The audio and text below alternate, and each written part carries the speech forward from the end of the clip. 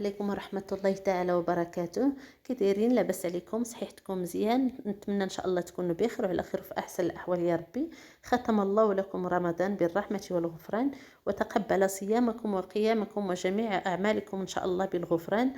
وان شاء الله يا ربي تكونوا بخير وعلى خير، وعيد مبارك سعيد بالهنا والصحة وراحة البال وكل ما تمنيتوا ان شاء الله هاد الخير. اليوم جبت لكم هذا لو برودوي اللي هو سبيغولين. بزاف البنات عافاك اختي لطيفه هضري لينا على سبيغولين، على الفوائد ديالو. اليوم اللي تحت لي الفرصه ان شاء الله نهضر لكم عليه. شكون هو سبيغولين والفوائد ديالو زعما لاش كيصلح.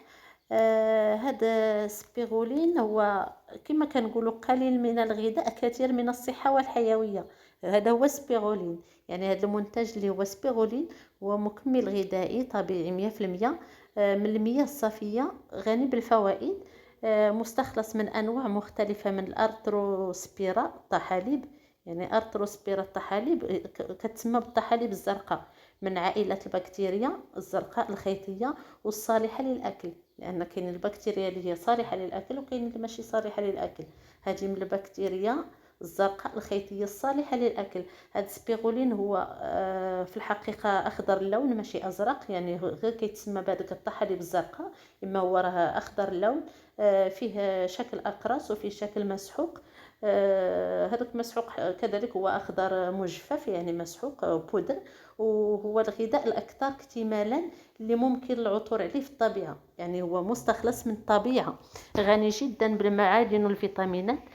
كيحتوي على أكثر من 55% من البروتين والأوميغا 6، يعني أوميغا 6، والكلوروفيل واللي هو كيريح الشهية. يعني هو اللي عنده هذا مادة الكلوروفيل، هي اللي مادة زعما اللي كتحكم لنا في الشهية ديالنا.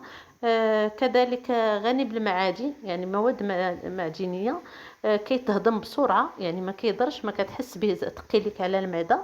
كيصلح للأطفال أكثر من 3 سنوات، وكذلك الناس الكبار.